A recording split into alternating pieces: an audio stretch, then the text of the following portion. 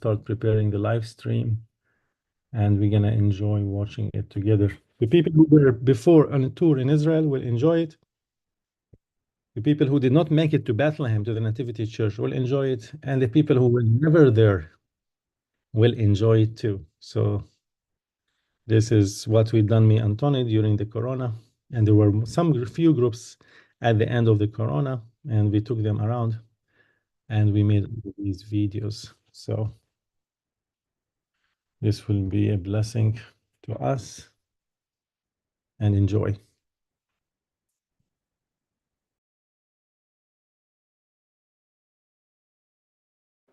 Welcome everyone to our virtual online for 10 days, 9 nights from Jesus' birth to his resurrection. Today is day number 2. We're gonna visit virtually the Nativity Church. We just finished the Shepherd's Fields and the bus just arrived to the parking lot of Bethlehem, and we have to park the buses here because Bethlehem became very popular, especially the Nativity Church, and we have to have the bus stationed in this bus station because of hundreds of buses and thousands of tourists. Imagine visiting the Nativity Church every day. So this is very necessary to keep things from falling into chaos and making things organized, because we're going to go up a hill and the Nativity Church is only 7 minutes from here, but there is no place to park any bus. Welcome to a Palestinian mall. You have everything in this mall. Look at the women, how their head is covered because they are religious Muslims in Bethlehem. And look around you, they sell everything. This is the Walmart of Bethlehem. You can buy from clothes to flip-flops to iPhones to anything you think about. Clothes for the babies and shawls. You see here in front of you a lot of shawls. Even you have a gift shop. And notice at this woman that's gonna come out of the door, the way she's dressed, completely pious. You see only her eyes, you can see. This is the main road that leads to the church. And actually, I'm gonna go with you throughout the history of Bethlehem when Tony is walking with the group up the hill to the area of the Manger Square. I want you to look up at the top of the roofs of the buildings. To the left side, you can see a cross. It's a piece of wood that's standing by itself at the top building, top left, and now in the middle, top. These are Christians that still remained in Bethlehem. Also, the population of Bethlehem today is only 30,000, but only 1/3, even less than 1/3, are Christians. We cannot reach more than 7,500 local indigenous Christians in Bethlehem. And there is a minority of the indigenous Christians that speak Aramaic in Bethlehem till today. By the way, Bet Lahmo is the Aramaic words of Bethlehem.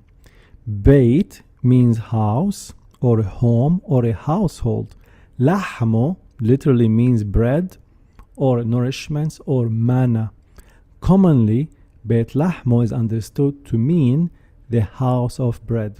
Look here, stars and bugs, fake news. Please do not stop, do not try it. It is not even related to Starbucks in the States. It's a fake name, Stars, notice the S, and Bucks Cafe. And it's a terrible, terrible coffee.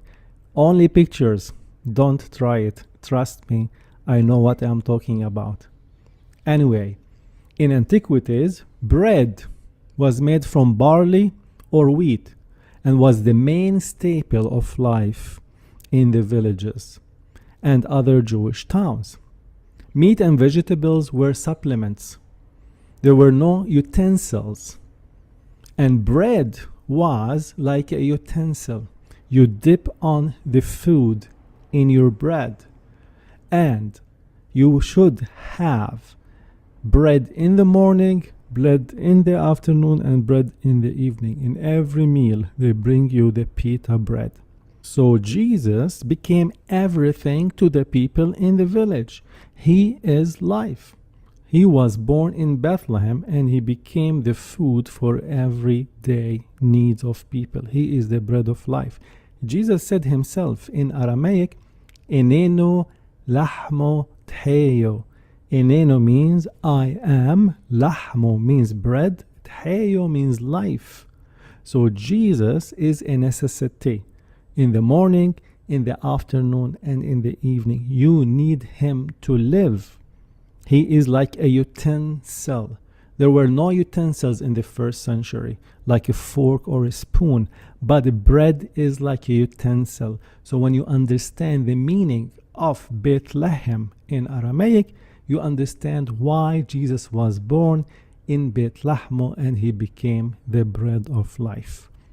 In the Old Testament, Rachel died near Bethlehem while giving birth to Jacob's youngest son, Benjamin. You can read that story in Genesis 35:19. Also, Ruth gleaned grain in the fields of a man named Boaz near Bethlehem. The two were married and became the great-grandparents of David. Bethlehem was David's family's home and the place where Samuel the prophet anointed David to become a king. That is from 1 Samuel 16:4-13. Generations later, the prophet Micah promised that a future ruler of Israel would come from Bethlehem in Micah chapter 5 verse 2. So look again at the top of this shop. To the left you see a cross. This means the shop owner is a Christian. Christians are proud to be in Bethlehem because most of them left throughout the centuries and throughout the persecutions and throughout the wars. But still few Christians are here and they saying we are here, we don't want to leave, we want to stay, salt and light. So Christians had been staying in Bethlehem since the first century when the Romans were in control. After Jesus' birth, 70 AD, the destruction of the temple. Then Emperor Hadrianus came, 2nd century, between 132 to 135 AD. Then the early Muslim period, 637 AD. And you see now a mosque in front of us. This is downtown Bethlehem. Then in the 11th century, 1099, the Crusaders came, and even Christians had persecutions from the Crusaders. After that came the second Muslim period, 1187, with Salah ad-Din. And then later the Mamluks in 250 AD. And after the Mamluks, the Turks from 1417 till 1917, Turkish control. And by the way, whatever you see here, the buttresses here, how the church was built like a fortress, is from the Turkish time. Even the church architect can tell you about the persecution of the Christians, how the church entrance became smaller and smaller and smaller.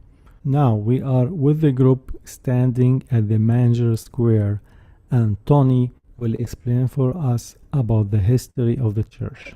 I won't keep you long in the sun, but very soon we'll go inside. This is called the Manger Square, the famous Manger Square.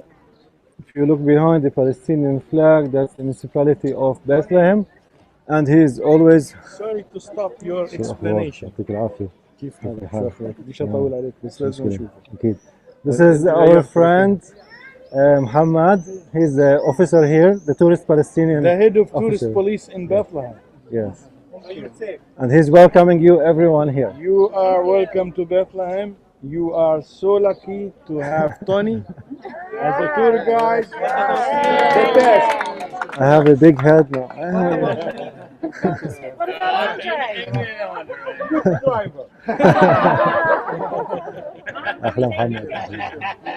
And to the right is the Mosque of Omar, which was built in the Jordanian period, 1975. And to the right is the Peace Center. It's also like have a museum. It also have a cinema. So it's built in the year 2000 as well. But this is where Christmas tree in this square, every Christmas, every year, People have here the joyful experience by coming here and celebrating Christmas. And we are just opposite the entrance of the church, which makes it a very unique entrance. Now, very quickly, in the middle, you see a big gate. That's part of the 5th century church. Through all history, this church was never destroyed. But it helped us understand the story of the Christians through history. When Christianity is the official religion, it is big gates, one big in the middle, two on each side. Later we have the Crusaders, and you see the arch below is the Crusader period. And again, it was more skirmishes between the Muslims and the Christians during the Crusader period. To make it more secure, they made it closer. And even in the Turkish period, they put a small gate and call it the Gate of Humility, because people started to go in with their camels and horses. So you have to go out of your camel, respect, and go inside the church. It was built by the priests, all right?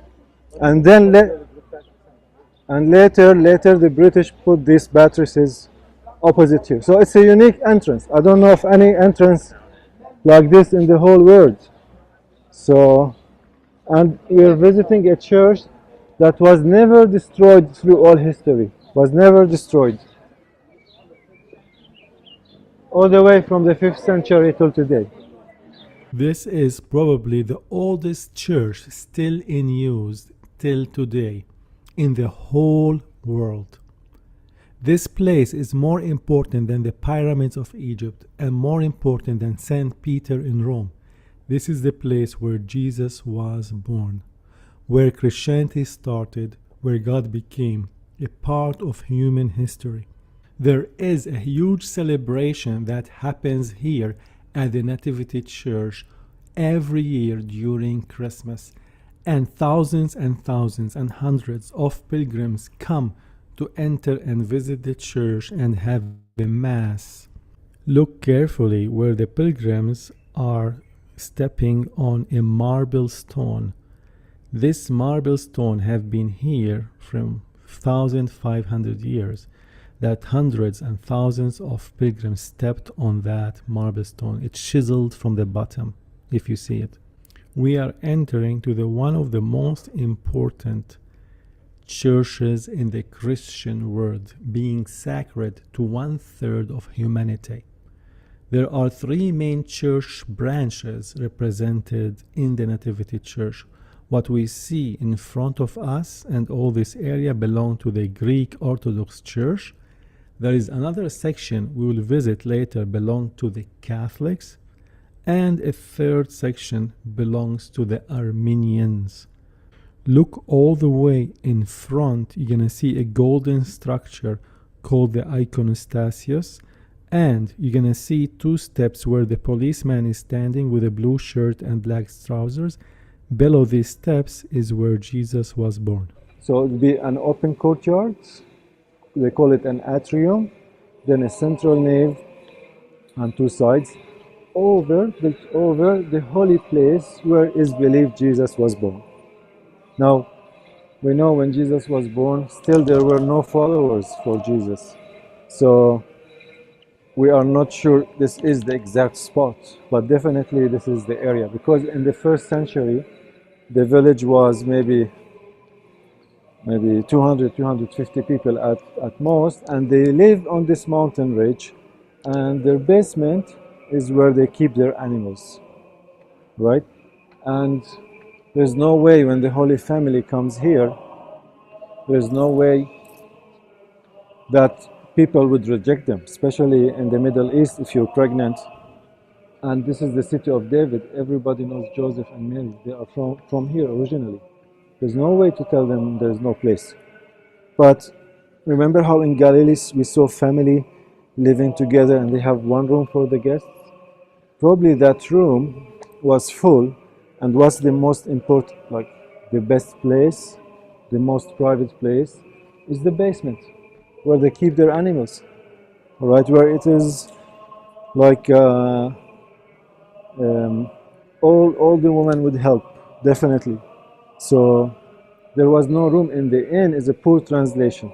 There was no room in the guest chamber, but the most they would tell him or tell Joseph and Mary, go to the basement, go to the stable where we keep the animals, where it is very like the manger is the perfect place and the temperature is perfect. So that's why like we read it that he was born in a manger, and remember a manger is a symbol of obedience, right? So again, there's a complex of caves. The church is built over a complex of caves, and we are standing on the deepest part of the cave where you saw the 14-pointed silver star. That is believed where Jesus was born. So then, Why is it 14 points? good question. 14 is a Crusader tradition, like we see 14 stations of the cross, because he's the son of David, and it's 14 generations.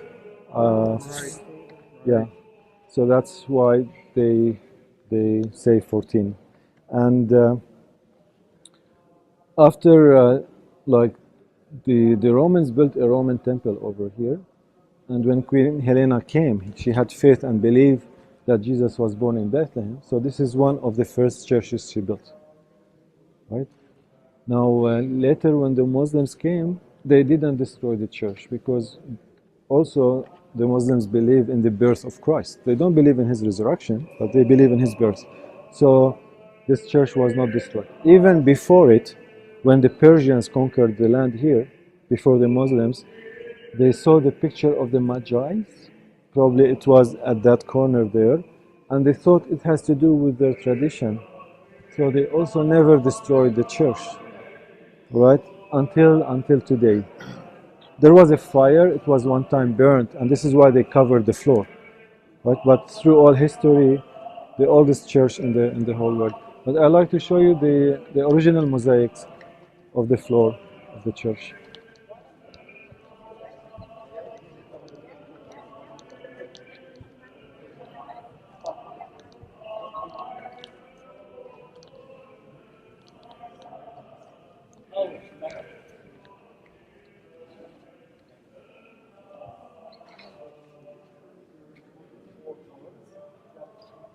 So again, this is original. Below us is the original level from the 5th century. And actually there was a fire, a revolt. The Samaritans revolted and burned the church. So later in the 6th century, another king, Justinian, a Byzantine king, he covered the floor, right? And the original entrance of the cave was from the middle. But after he covered the floor, he's the one who opened to us from the right and from the left where we go. This is a baptistry. Again, so they used to roll it from one place to another, and again a cross shape. This was not inside before, but you would sit here and you lower down, get baptized. Because remember, like you're not in the pagan area, Roman area, a lot of people want to join the church. But again, you had to go through 2 years of like you're seeking your faith. But then after 2 years, after you learn about Christianity, because they were all pagans, you are allowed to be baptized and allowed to become a member of the church and join the sacraments of the church as well. So this is a baptistry that was found as well. I usually tell all my groups not to be distracted by the decorations of the church and of the reality of the birth of Jesus. Look how all the ornamentation of the Orthodox Church. Christ was born without a home, so that all those who were homeless could find a home with God. Because he had no home, it is only natural that the followers of Christ wanted to make a nice home for the one who had no home.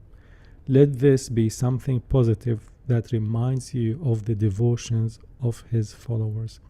Tony is pointing for everyone to go to visit the birth of Christ inside the grotto.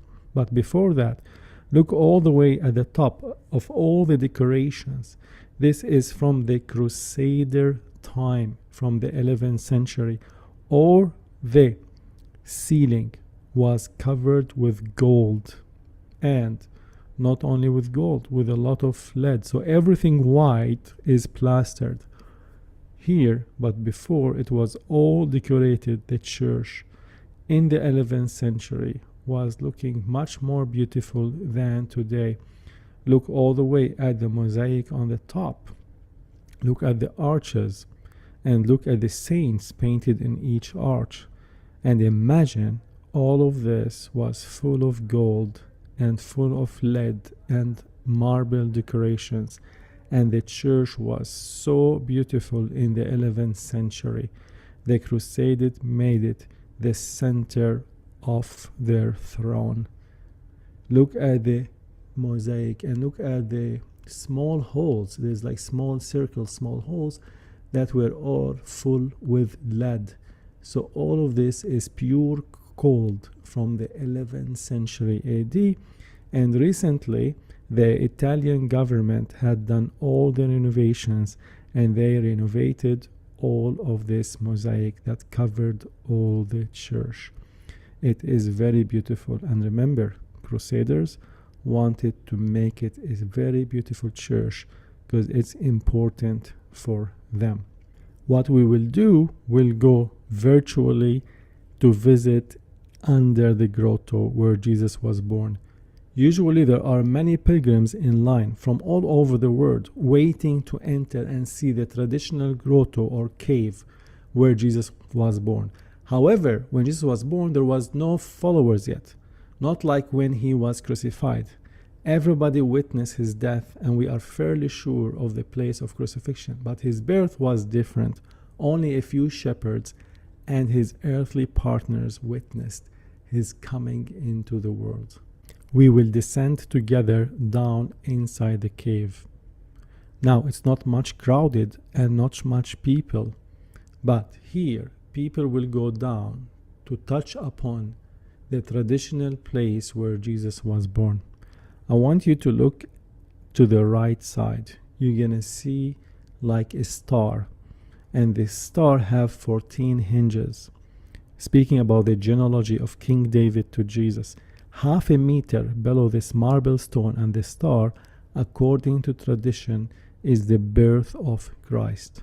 Around the circle on the marble stone, there is Latin words that say, Hae de Virginia Maria Jesus Christus natus est. It means, here Jesus Christ was born to the Virgin Mary. Look at all the decorations. This altar belongs to the Greek Orthodox Church.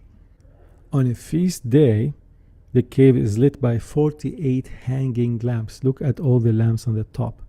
This is the Catholic Latin section, and this is where they found the original manger, and it was a stone manger. They took it out, and today it is in the Vatican Museum in Rome. When the original church was built in the 4th century, the grotto or the cave of the Nativity was much more larger than what we see today. Today, only a small section is preserved, and it can get so crowded when tourists come and visit. So there is entrance from the right. People take pictures here and go to the left. You see small steps. But I want to show you now how it can be so crowded when tourists come and visit. This is a regular day. Look how many people are inside. It takes hours and hours just to visit where Jesus was born. And look at the faith of the pilgrims. They just want to bow down and sometimes lay all the way down just to touch the star or the marble stone where, according to tradition, Jesus was born. It takes a lot of hours just to visit, and think about every person want to take a picture one by one, and there's hundreds and hundreds of tourists want to see this important place. The tourists outnumbers today the indigenous Christians of Bethlehem. Many Christians has left during the wars, especially 1948 and 1967. Most migration took place. Christians in Bethlehem before the wars used to be 86% of the population. Now, the Christian population today is just 12%. Most Christians feel they are trapped in Bethlehem because they can't go out to Jerusalem. There is a checkpoint, despite Jerusalem is only 7 miles. So they feel that they have no freedom, and this is why they mostly leave Bethlehem. We pray that this will not be a problem in the near future because of many Christians immigrating from Bethlehem. Mostly they immigrate for better life. They care for their children to get better education, and mostly they leave to South America or Australia or different parts of Europe. But if the Christians keep immigrating, the churches will turn to museums. And this is what's gonna happen in the near future. We just finishing the tour inside the grotto where Jesus was born. We are going to the left up the steps, walking towards the Armenian chapel. Armenians are the first people or nation to believe in Christianity before Emperor Constantine. We have the 2 apostles, Bartholomew and Thaddeus, Jude, and according to tradition, that the 2 apostles is said to have cured Abigar V of Edessa of leprosy. Edessa is nearby Armenia, leading to his conversion in 30 AD. We are in the Armenian chapel. As you see, one of the guys is walking up the steps from the grotto. This is the exit. And here is the Greek Orthodox Church, and below the church is the grotto where Jesus was born. And you can see the iconostasis that separates the Holy of Holies from the people. And you can see all the decorations: Greek Orthodox Church, Armenian chapel. And then we're gonna go to see the Catholic Church, named after Saint Catherine of Alexandria. Look again at the top with a beautiful mosaic that is from the 11th century, from the Crusader time.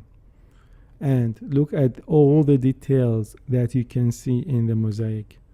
And look at the roof of the church, the wooden roof on the top, and the chandelier. And now we're gonna exit to go to the Catholic section to see St. Catherine Church of Alexandria. St. Catherine was an early Christian martyr from the 4th century from Egypt, and she was very well educated, and at a young age, 18, she challenged the emperor, the Roman emperor Maxinatus, for persecuting Christians and for worshipping false gods. As a result, the emperor ordered her to be tortured on a wheel, but when Catherine touched the wheel, it broke. She was then beheaded, and tradition says angels carried her body to Mount Sinai in Egypt. This is the local parish for the Roman Catholics in Bethlehem. So if we were here Sunday morning, the locals would come and pray here.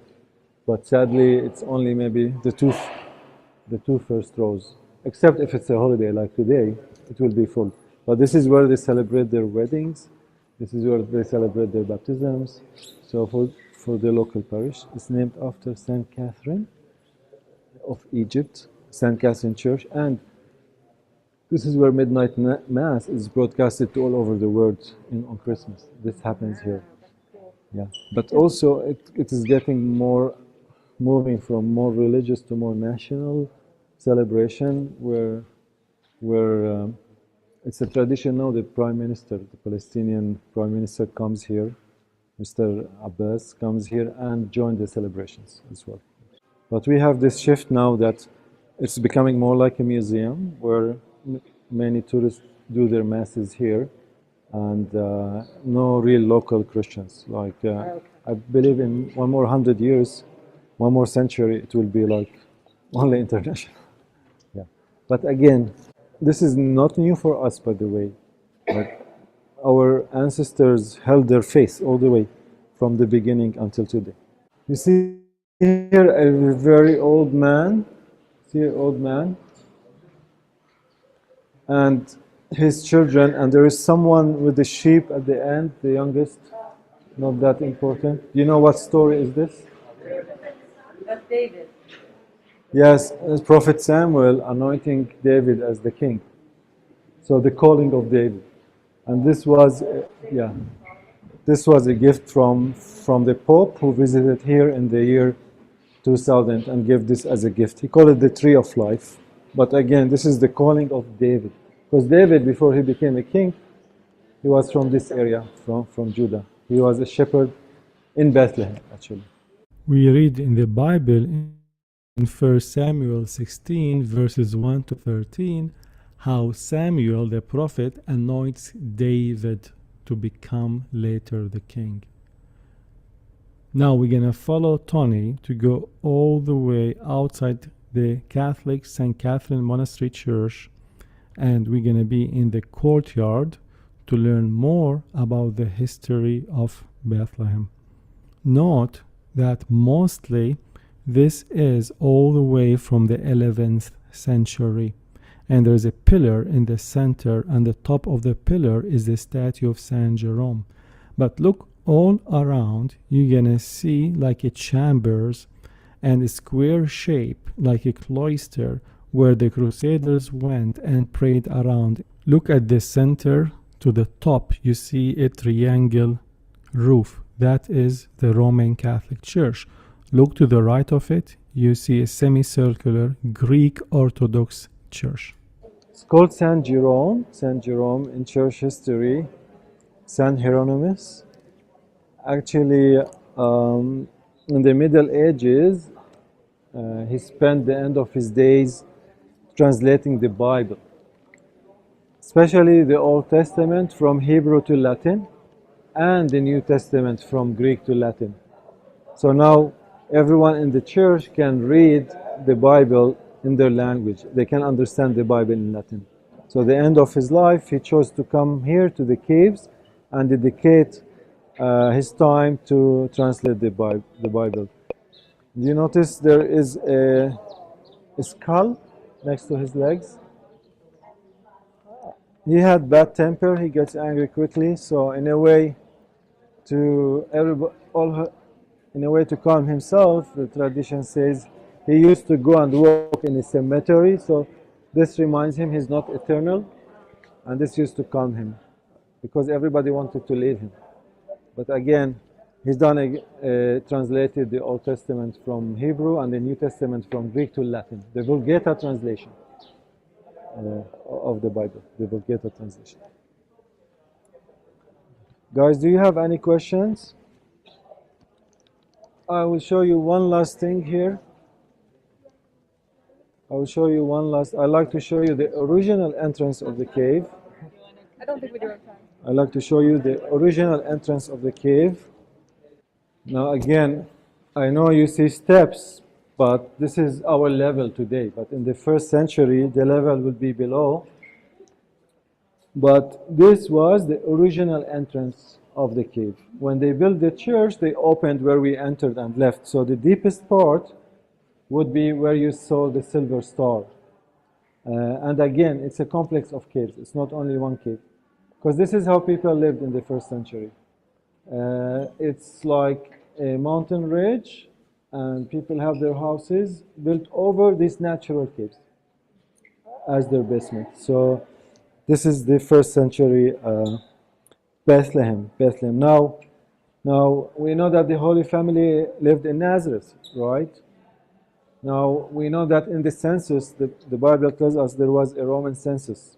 Now, to make a census is more for taxation, all right, or counting the people for the army. But the Jews don't serve the army. But every head of a family have to come to count for taxation, and it doesn't have to be women or children. So, but why Mary did go with Joseph?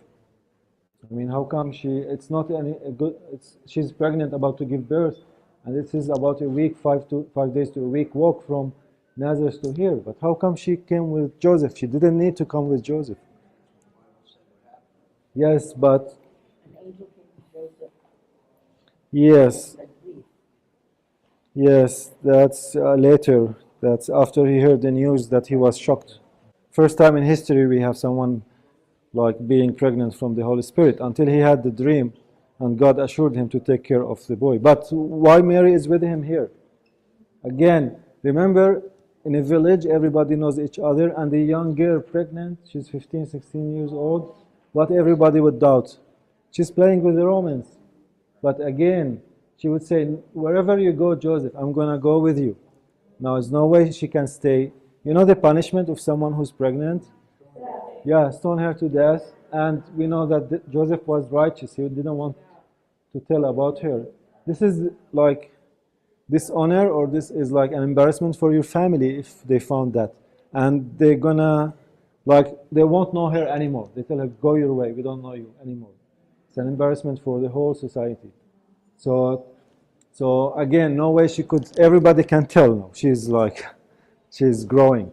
But again, to be in God's plan is not always easy, to accept God's plan. But she accepted his plan, and as the Bible said, like the prophecy came true, that he was born in Bethlehem of Judah. In Bethlehem of Judah. All the way happened. Somewhere here, this mystery, God entered history. This is our faith, and God changed the whole world. Somewhere here, believe it or not, in this area, the incarnation took place. So this is like a very important church, more important than the pyramids of Egypt, more important than St. Peter in Rome or anything else. For us, it's sacred to third of humanity, for us as Christians. I know it's a challenge to come here, but that's why I like to bring the groups here, because I like them to see the story and what happened here, right? Just imagine no church, nothing, just a mountain range with houses over it. And that's where, like, the joy for the whole world, not only for Joseph and Mary family when they got the boy, but this joy spread to the whole world and changed the whole world. From a cave, from a place like this. How wide are the caves under this? It's very wide. It's very wide, and like it started natural, but then people would dig and make rooms and make mangers out of stone. Now maybe 1 out of 10 is made of wood, but mangers are made of stone. You don't see a lot of wood here. It's mainly stones.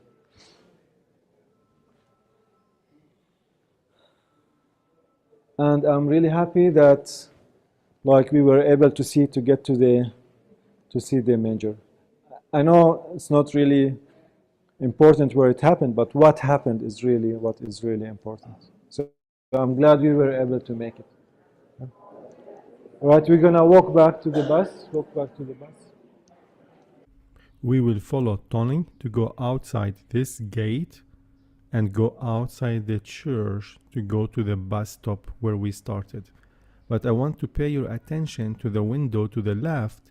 You will see St. George with his spear and horse and the dragon down below. This is an ancient Canaanite myth. But it's thought that the dragon was symbolic for the Roman Emperor Diocletian, who persecuted Christians, and George, from a village nearby Bethlehem, was a member of the Roman army at that time. He resigned from the military and refused to not deny his faith and was against the Roman emperor. So it is highly unlikely that George had ever fought a dragon. In the Middle Ages, the dragon was commonly used to represent the devil. We are back at the beginning of the tour at the Manger Square outside the church.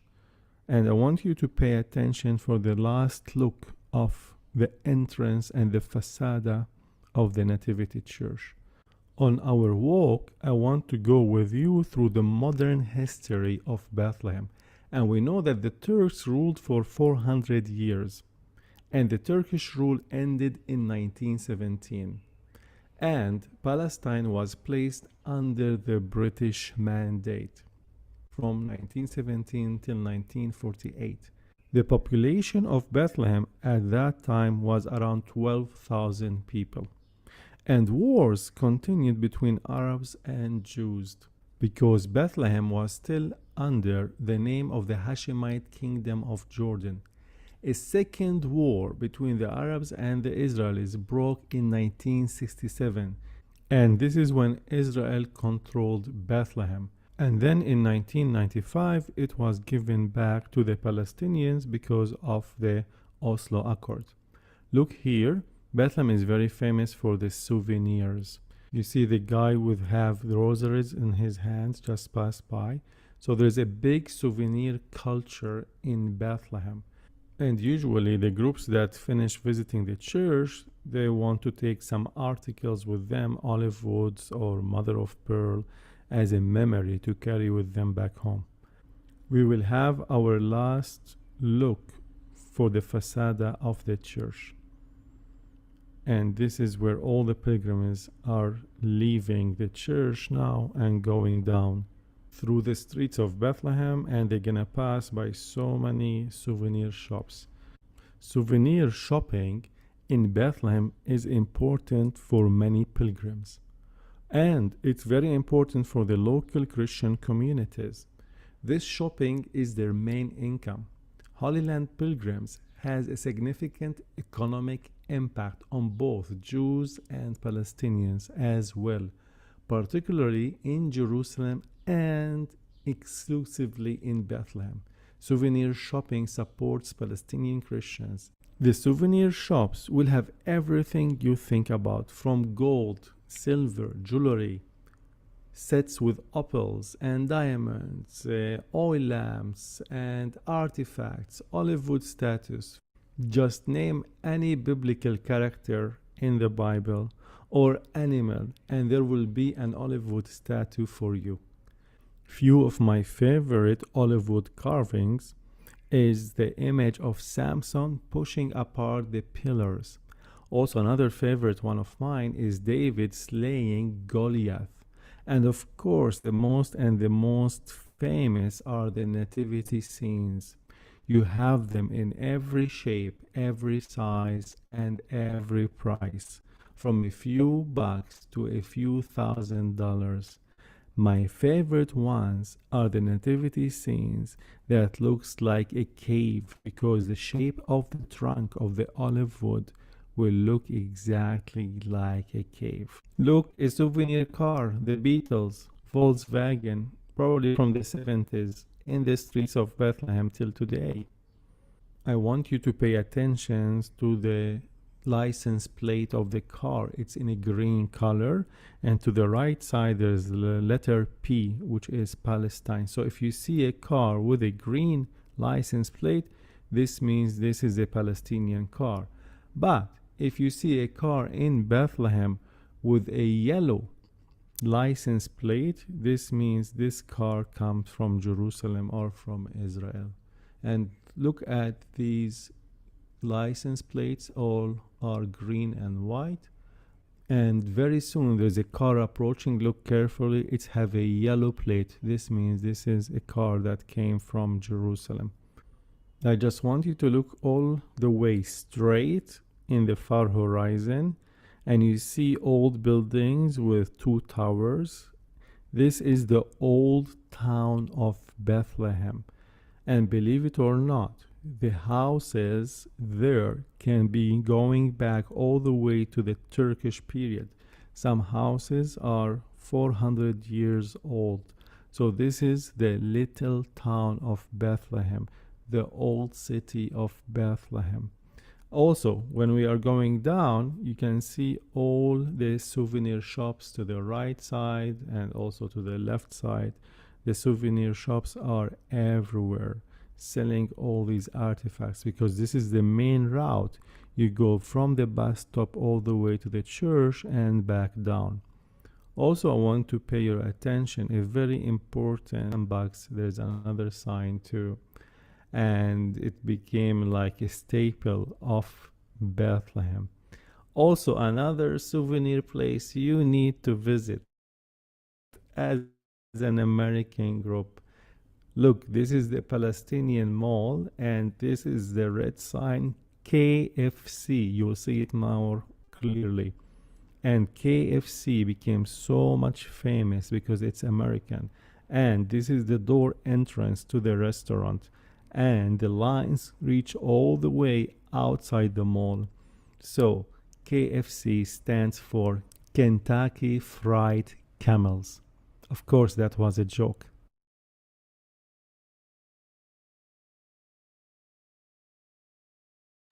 Anyway, thank you, everyone. No souvenirs, no shopping. But KFC, yeah. The lines of KFC when they opened in Bethlehem were longer. It's a sad story, but longer than the lines going to visit the birth of Jesus. Imagine that. There were so much lines when it's opened like 5 years ago that the lines were so long. It's ridiculous.